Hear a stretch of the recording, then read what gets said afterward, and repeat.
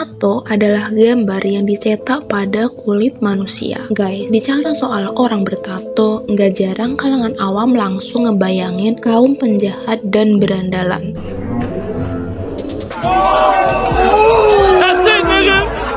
Karena kedua golongan tersebut kerap dijumpai memiliki tato pada badannya. Padahal sejarah menunjukkan bahwa masing-masing kebudayaan memiliki cara pandangnya masing-masing terkait tato loh. Di video kali ini guys, fakta-fakta unik sekaligus menyeramkan seputar tato. Eits, namun sebelum lanjut silahkan klik subscribe dan tanda loncengnya dulu ya guys. Tato sudah dikenal sejak ribuan tahun sebelum Masehi.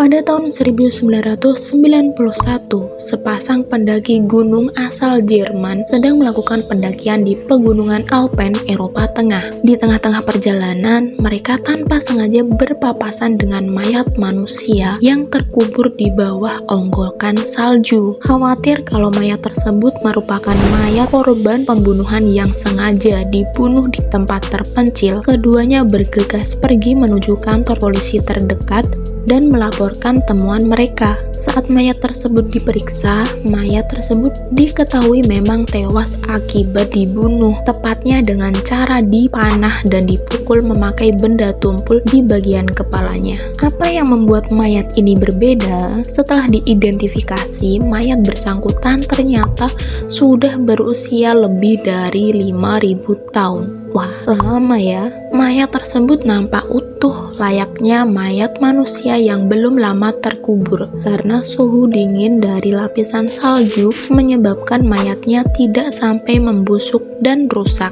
Oleh para ilmuwan, mayat tersebut mereka beri nama Otzi, si manusia es. Otzi sekarang menjadi mayat manusia tertua yang kondisi jasadnya masih utuh loh. Karena jasadnya masih berada dalam kondisi baik, ilmuwan pun bisa menganalisa jasad Otzi untuk memperkirakan seperti apakah pola hidup manusia di kawasan tersebut pada tahun 3500 sebelum Masehi. Salah satu hal yang cukup menarik perhatian para ilmuwan adalah sekujur tubuh Otzi dipenuhi oleh aneka macam motif menyerupai tato. Total ada 61 buah tato yang ditemukan pada kulit Otzi. Sebagian besar tato Otzi ditemukan pada bagian persendian. Tato-tato tersebut dibuat memakai arang dan umumnya memiliki pola menyerupai huruf X. Ilmuwan pun menduga tato sudah dikenal sejak ribuan tahun lalu sebelum Masehi, dan ilmuwan juga beranggapan kalau apa yang nampak sebagai tato tersebut aslinya adalah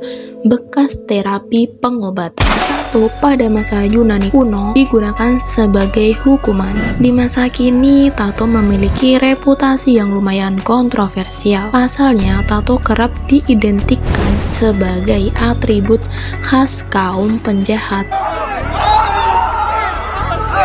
Sebagai akibatnya, banyak perusahaan resmi yang melarang pegawainya untuk memiliki tato. Padahal enggak semuanya yang memiliki tato itu penjahat ya guys. Tapi guys, reputasi negatif tato ternyata juga sudah ada sejak masa lampau loh. Menurut catatan Herodotus, sejarawan Yunani kuno yang hidup pada abad ke-5, hanya kaum budak dan penjahat yang memiliki tato pada masa itu. Saat seseorang di masa Yunani kuno tertangkap basah melakukan tindak kejahatan berat, misalnya pembunuhan, orang tersebut akan ditandai dengan tato. Tujuannya supaya masyarakat menjadi lebih waspada saat berpapasan dengan orang bertato tadi. Selain pelaku kejahatan, kaum budak juga ditandai dengan tato untuk menandai statusnya. Jadi, ketika budak tersebut melarikan diri dari majikannya, budak tersebut secara otomatis akan langsung dijauhi oleh orang-orang di tempat pelariannya. Dengan begitu, orang budak diharapkan menjadi lebih enggan untuk melarikan diri. Lepas dari status negatif yang dimiliki oleh tato, bukan berarti orang Yunani kuno menghindari penggunaan tato sama sekali guys. Pada masa perang, Kadang-kadang seseorang sengaja mentato dirinya sendiri dengan pesan rahasia supaya ia bisa menyampaikan pesan tanpa ketahuan oleh pihak musuh. Anggota Yakuza memiliki tato di sekujur badan. Siapa yang tidak tahu Yakuza? Jika bicara soal dunia kriminal Jepang, Yakuza bakal menjadi nama yang seketika muncul di benak banyak orang. Geng Yakuza memang sudah lama terkenal kerap terlibat dalam aktivitas-aktivitas ilegal di Jepang, misalnya pemerasan dan penyelundupan manusia. Alasan lain kenapa Yakuza begitu terkenal adalah karena para anggotanya terkenal memiliki penampilan yang menyeramkan.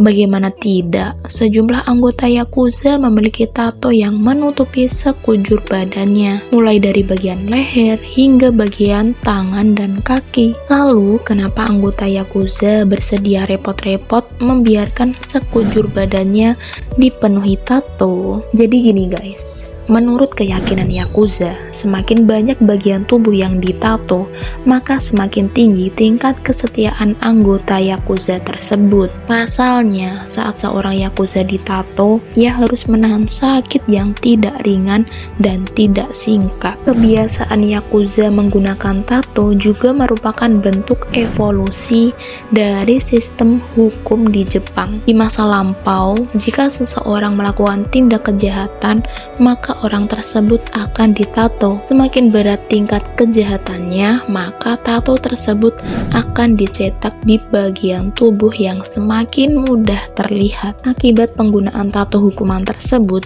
banyak bekas pelaku tindak kejahatan yang hidup terlunta-lunta karena mereka dikucilkan oleh masyarakat. Para penjahat yang memiliki tato tersebut lantas memutuskan untuk membentuk kelompoknya sendiri. Kelompok tersebut lambat laun tumbuh semakin besar dan menjadi cikal bakal Yakuza. Suku Maori memiliki tato di sekujur wajah. Maori adalah suku yang berasal dari Selandia Baru. Suku ini terkenal karena memiliki kebiasaan mentato wajahnya sendiri. Sejumlah tato yang dimiliki oleh suku Maori bahkan ada yang menutupi hampir seluruh bagian wajah. Suku Maori memiliki tato wajah yang polanya berbeda satu sama lain. Tato wajah yang dimiliki oleh masing-masing orang Maori menunjukkan status sosial dan sejarah hidupnya. Motif tato yang terletak di bagian kening menunjukkan status sosial pemiliknya. Motif tato yang ada pada bagian pelipis menunjukkan status pernikahannya. Motif tato yang tercetak pada bagian pipi menunjukkan pekerjaan yang dimiliki oleh sang pemilik tato. Tato juga menjadi cara untuk menunjukkan keberanian pemiliknya.